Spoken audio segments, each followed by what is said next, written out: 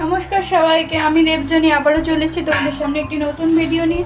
আজ আমি তোমাদের বানিয়ে দেখাবো লাউ চিংড়ি। লাউ চিংড়ি দুভাবে হয়, একটা নর্মাল একদম নর্মাল মশলা ছাড়া, আর একটা হয় মশলা দিয়ে। আমি একটা মশলা দিয়ে করবো, তার জন্য সবার প্রথমে আমি চিংড়ি মাছগুলোকে ভেজে নেবো নুন হলুদ দিয়ে হালকা। দেখো আমার চিংড়ি মাছগুলো কিন্তু ভাজা হয়ে গেছে, একদম হালকা করে ভেজেছি। এবার এই চিংড়ি মাছগুলোকে নামিয়ে নেবো, আর যেই আলু দেবো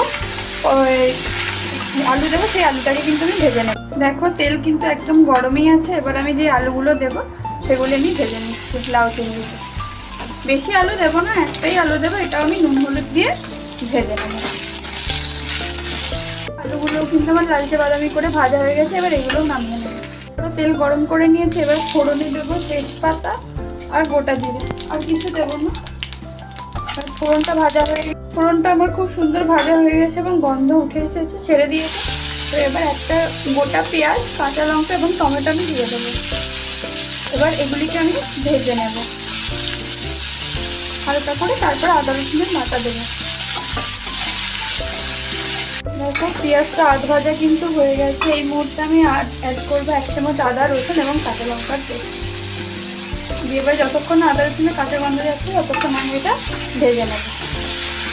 কাঁচা গন্ধ এই মুহূর্তে চলে গেছে। এই মুহূর্তে আমি সামান্য পরিমাণে জল অ্যাড করবো, যেহেতু রেগুলার এবং গুঁড়ো মশলাগুলো দেবো, রেগুলার গুঁড়ো মশলাগুলো দেবো, সেই জন্য যাতে মশলাগুলো না পুড়ে দিয়ে দিয়েছি। তো এবার এটাতে দিয়ে যাবো হলুদ গুঁড়ো 1 চামচ, ধনে গুঁড়ো 1/2 চামচ।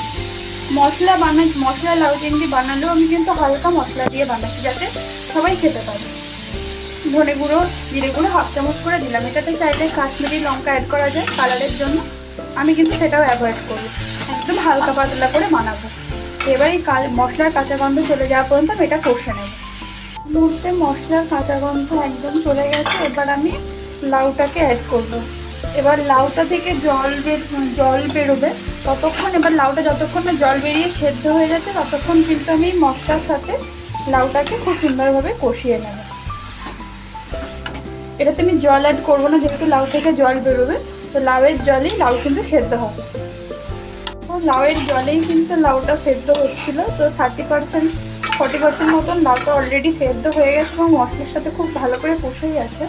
তো এই মুহূর্তে আমি চিংড়ি এবং ভেজে রাখা আলুটা আমি দিয়ে দেবো, যাতে লাউ চিংড়ি তো যেহেতু একদম লাউয়ে আর চিংড়িতে একদম মিশে পুরো যেন ঠিকঠাক, মানে যে গন্ধটা ফ্লেভারটা যেন আসে ঠিক মতন, এই জন্য আগে থেকে একটু চিংড়িটা দিতে হবে, তাহলে ভালো গন্ধটা লাগবে। মানে লাউ মুখে দিলেও মনে হবে যেন চিংড়ি গন্ধটা যাতে লাগে লাউ মুখে দিলে।